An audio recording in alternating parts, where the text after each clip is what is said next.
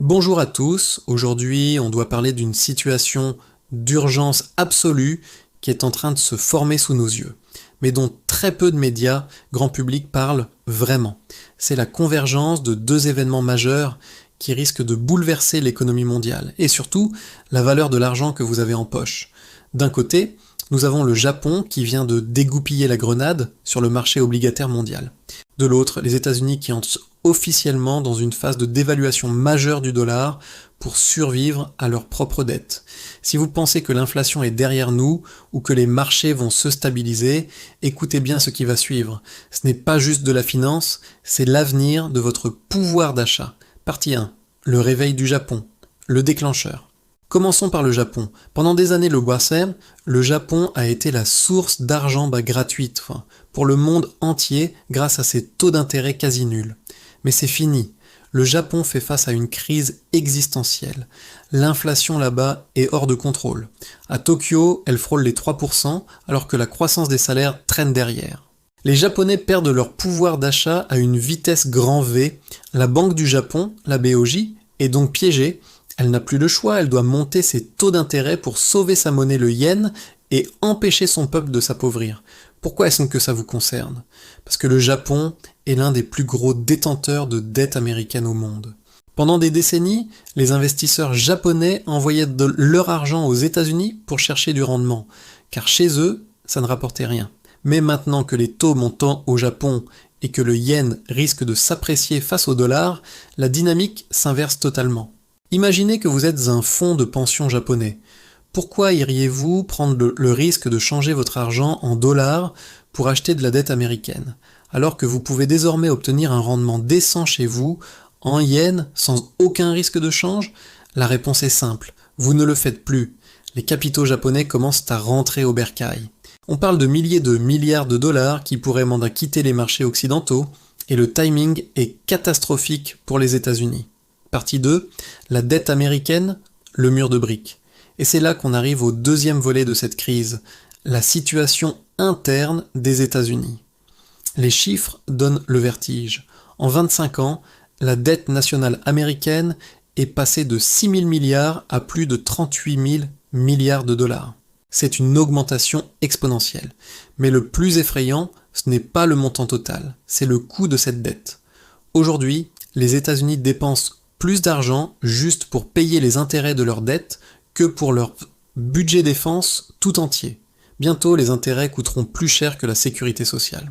C'est mathématiquement insoutenable. L'Amérique est en train de devenir une nation esclave de sa dette, où vos impôts servent uniquement à payer les créanciers. Face à ce mur, Washington n'a qu'une seule solution. Ils ne peuvent pas faire défaut, ça détruirait le système mondial. Ils ne peuvent pas augmenter les impôts suffisamment. La seule option restante, c'est de faire baisser les taux d'intérêt de force et de dévaluer le dollar. C'est la seule façon de payer cette dette, avec de la monnaie de singe. Partie 3, le grand remplacement monétaire. C'est là que le plan de l'administration américaine entre en jeu, notamment avec les stratégies évoquées autour de la réserve fédérale, la Fed. L'idée est de passer massivement à de la dette à court terme et de forcer les taux à baisser. Mais il y a un problème, le marché n'est pas dupe. Si vous baissez les taux artificiellement, alors que l'inflation est toujours là, autour de 3%, et que le Japon arrête d'acheter vos bons du Trésor, qui va acheter la dette américaine? La réponse est inquiétante. La réserve fédérale elle-même. On assiste discrètement à la fin du resserrement quantitatif, QT. C'est un terme technique pour dire que la Fed arrêtait d'imprimer de l'argent. Eh bien, c'est terminé. La Fed recommence à injecter des liquidités, des milliards de dollars, pour maintenir le système à flot. La planche à billets redémarre pour financer les déficits, la course à l'IA et la réindustrialisation. C'est un aveu d'échec. Ils ne peuvent pas retirer l'excès d'argent du système sans tout faire effondrer. Donc la masse monétaire va continuer à gonfler. Partie 4. Les conséquences pour vous. Concrètement, qu'est-ce que ça veut dire pour nous, les citoyens? Premièrement, l'inflation est là pour durer. On essaie de nous faire croire qu'elle baisse, mais les prix de l'alimentation, de l'énergie et des services continuent de grimper. c'est ce qu'on appelle une inflation collante. Avec les tarifs douaniers et la guerre commerciale qui s'intensifie, les prix ne vont pas redescendre. Deuxièmement, il va y avoir une fuite vers les actifs réels.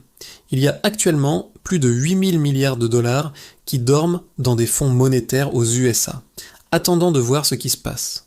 Dès que la Fed va commencer à baisser les taux agressivement, probablement en 2026, voire avant, cet argent ne va pas rester là à ne rien gagner. Cet argent va se déverser comme un tsunami sur les marchés. Actions, or, argent, bitcoin, immobilier. Si vous détenez des actifs, leur prix va probablement exploser à la hausse. Mais si vous gardez juste du cash, votre pouvoir d'achat va fondre comme neige au soleil. C'est le mécanisme classique.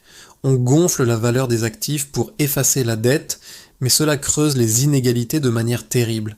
Les riches s'enrichissent. La classe moyenne se fait vider. Conclusion. Pour résumer, le Japon ferme le robinet du financement bon marché, forçant les États-Unis à imprimer leur propre argent pour survivre. Nous entrons dans une ère de dévaluation monétaire compétitive. Le dollar va devoir baisser et les taux réels vont devoir rester négatifs. C'est un changement de paradigme complet par rapport aux dernières années. La question n'est plus de savoir si ça va arriver, mais à quelle vitesse. Surveillez le yen, surveillez les taux obligataires et surtout, ne vous laissez pas endormir par les discours officiels qui disent que tout est sous contrôle. Dites-moi en commentaire ce que vous en pensez. Est-ce que vous croyez que la Fed peut réussir ce tour de passe-passe sans provoquer une nouvelle vague d'inflation massive ? On se retrouve très vite pour suivre ça. Prenez soin de vous.